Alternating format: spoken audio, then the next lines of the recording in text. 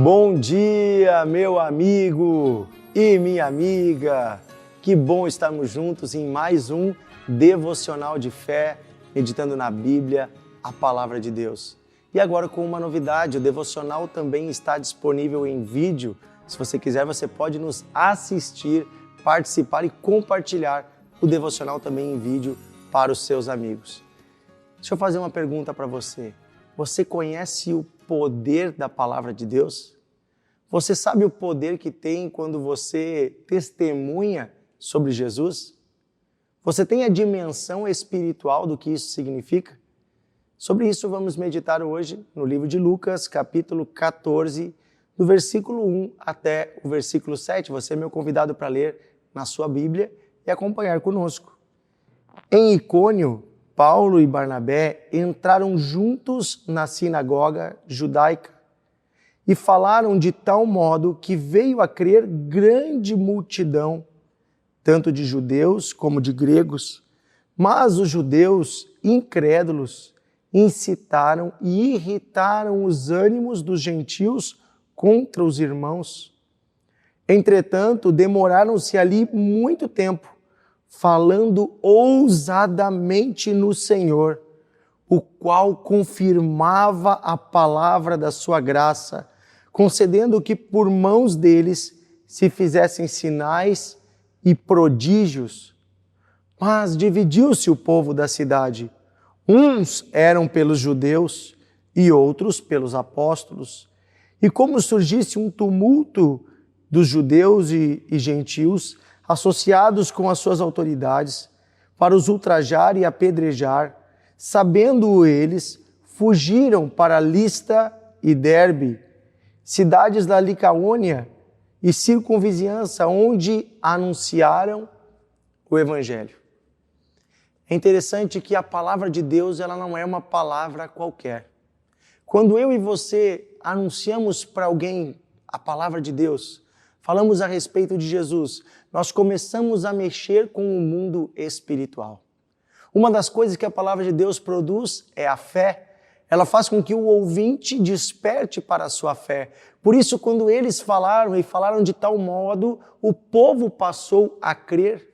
Mas também nós vemos que um dos resultados é a resistência espiritual das forças das trevas.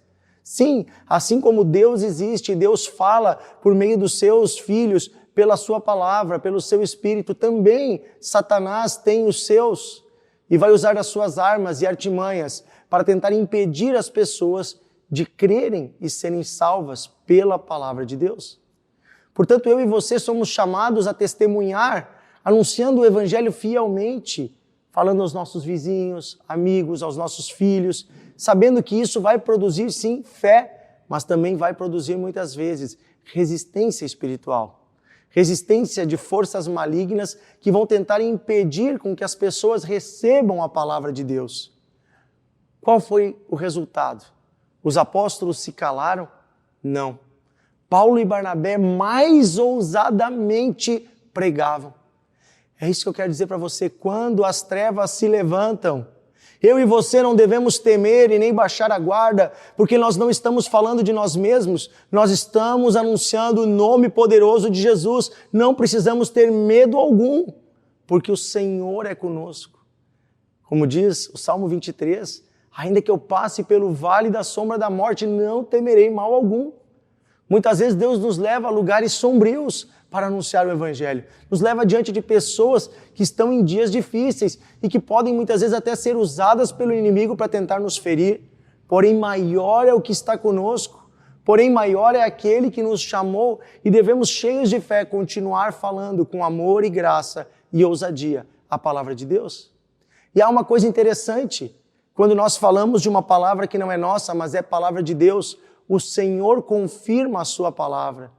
Sim, o Senhor Deus estende a mão dele espiritual e confirma o que está sendo anunciado por meio de sinais e maravilhas. Ou seja, Deus começa a agir de tal modo que as pessoas possam crer. O Espírito Santo toca e realiza o convencimento. E também quando oramos pelos enfermos, quando ministramos com poder, o poder de Deus, Deus realiza sinais para que as pessoas creiam que esta palavra é verdadeira.